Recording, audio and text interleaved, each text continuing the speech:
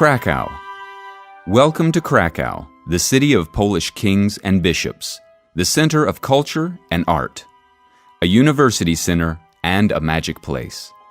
Welcome to the city which was called Altera Roma, or Florence of the North, regarding its cultural and religious heritage. The ancient capital of Poland is nowadays the cultural and spiritual center of Poland, a place where history meets with modern business.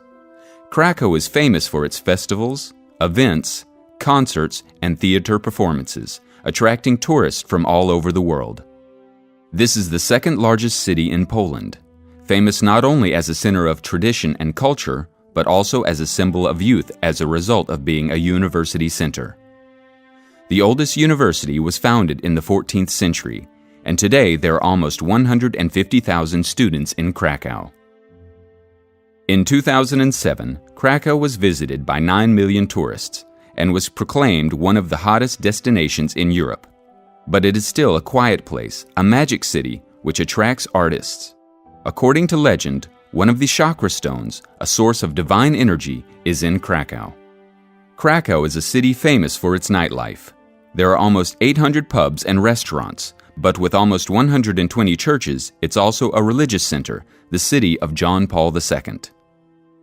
Visiting Cracow, we will see places related to the history of Poland and Europe, traces of cultural influences, as well as magical and legendary places. According to one legend, Cracow was founded along the Vistula River by the legendary ruler of this place, Prince Crac, hence the name of the city. But in fact, this place was chosen by one of the Slavic tribes as a perfect area to found a town because of its strategic position. That is why here, on top of a limestone hill by the river, they decided to settle and build a city. Today, the Wawel Hill doesn't seem to be very high, but in the past, it was the highest hill in the area and was full of caves. In one of the caves, there was a dragon which used to eat one virgin a day.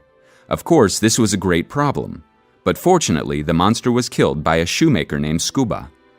From the top of the hill, the prince's daughter Wanda, who didn't want to marry the German prince Rüdiger, jumped into the river. Rüdiger threatened Cracow with attack, but thanks to the pleading of the princess, the city was saved, and the German prince committed suicide. As a sacrifice, Wanda gave her life. To pay homage to Wanda, the citizens of Cracow built a mound.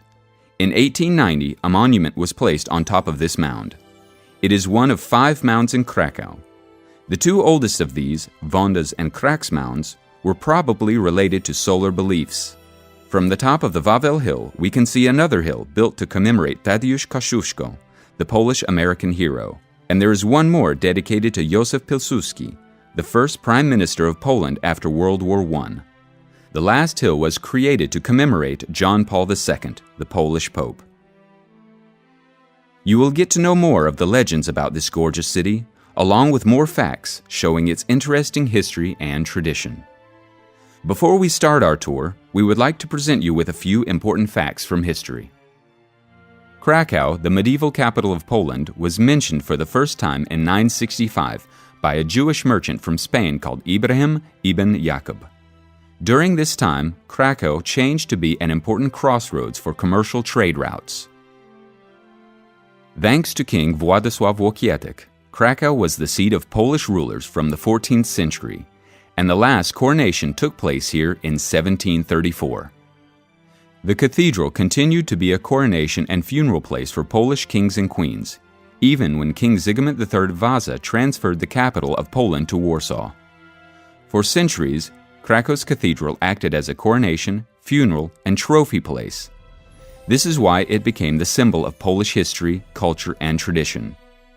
Nowadays, it is our national pantheon, full of traces of Polish history and funeral monuments to kings, bishops, heroes, and poets. One of the most flourishing times for Cracow was in the 14th century, the time of the rule of Kazimierz Wielki, founder of many churches, the first academy in 1364, and a new city, which today is Krakow's Kazimierz district.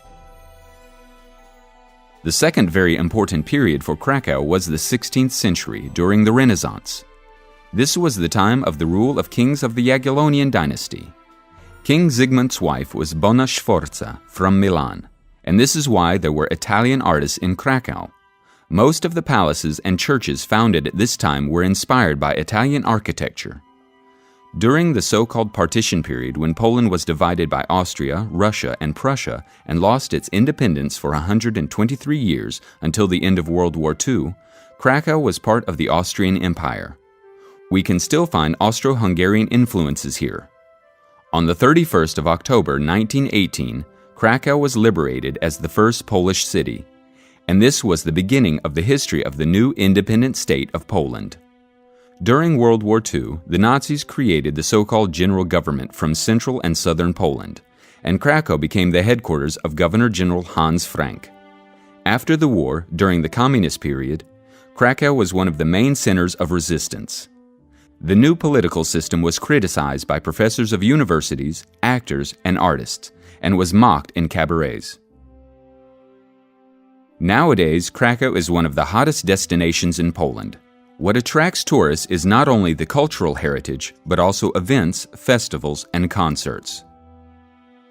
Being the second largest city in Poland, with almost 750,000 inhabitants, Cracow is one of the largest university centers.